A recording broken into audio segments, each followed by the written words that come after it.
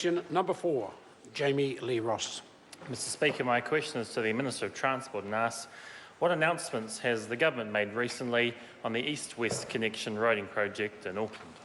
Speaker. The Honourable Simon Mr Speaker, Bridges. the Onehunga Penrose area is the engine room of New Zealand's industrial and manufacturing economy, and along with East Tamaki and Auckland Airport employs over 130,000 people and generates $10 billion in GDP a year.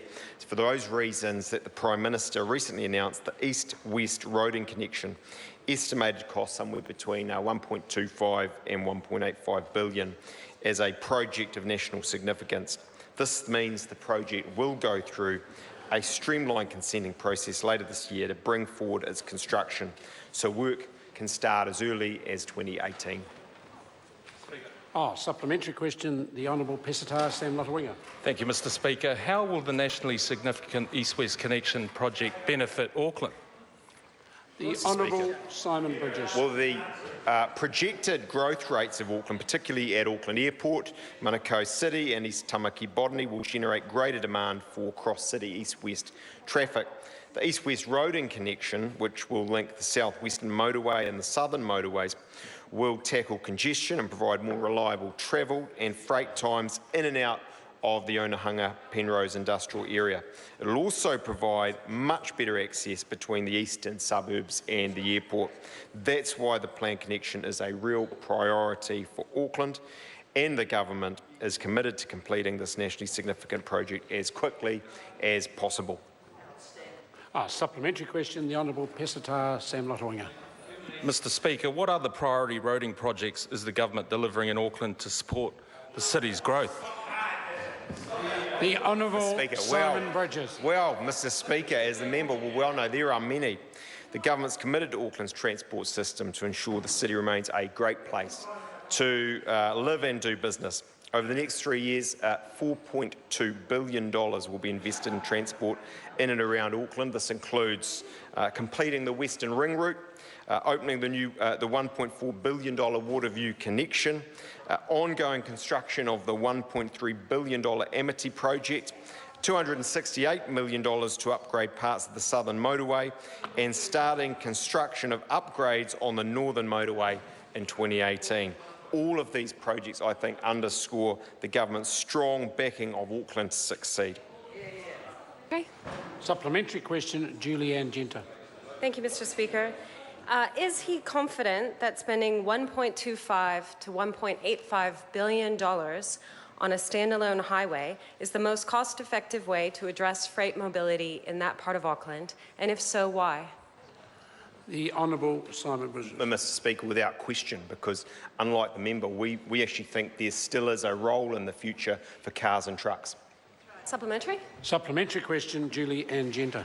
How can he be confident that it's the best solution when the indicative business case undertaken by his government shows that there are other road improvement solutions that achieve the same or better time travel savings at a fraction of the price, $500 million? The Honourable Speaker, Simon Bridges. I simply don't accept that, but there are many reasons why I'm highly confident that this is the right and the best solution. They range from the technical data through to the wide and varied press releases and support from every conceivable business outfit that Auckland has to offer. Supplementary? Supplementary question, Julianne Genter. So is he saying that his government judges the cost-effectiveness of a solution based on the press releases of supportive businesses rather than the objective analysis undertaken by his government, where it shows that there is a solution that will achieve these same time travel saving benefits for freight and cars at a fraction of the price, $500 million? The Honourable Simon Bridges. Mr Speaker, the member didn't listen to my answer and all of what I said. I think what is true is that the member and her party are blinded by ideology when it comes to transport. This government takes a balanced approach to investing in rail, in roads and cycleways, because we are the government of infrastructure that's making a difference in this country. Your question? Supplementary question, Julianne Genter. Does the minister acknowledge that if his government chose the more cost-effective roading upgrade option, we would get exactly the same or better time travel savings for freight in the area, the same environmental benefits, and we would have an additional $1 billion which could be spent on other transport improvements in Auckland, like extending Bring the rail to question Mount to a Roskill, conclusion. extending rail to Mount Roskill, electrifying rail between Papakura and Pukekohe, extending the Amity busway into Ellerslie and Manukau, and have change left over. The Honourable Simon Bridges. Oh, Mr. Speaker, there's so much there, but can I just say we take cost effectiveness incredibly seriously, as we do matters of the environment and the like. And that's why this road will, it may surprise the member to know, take much better public transport in terms of the busing and so on, will be cycleway enabled, and I think is going to make an incredible difference to productivity as well as to environmental outcomes in Auckland and actually for New Zealand, given its very significant national significance. Point of order. Point of order, Julie Ann Genter. I seek leave to table this analysis by the NZTA and Auckland Transport. Order, just assure me that it's not available on the website. Well, it doesn't seem the minister's read it. Order.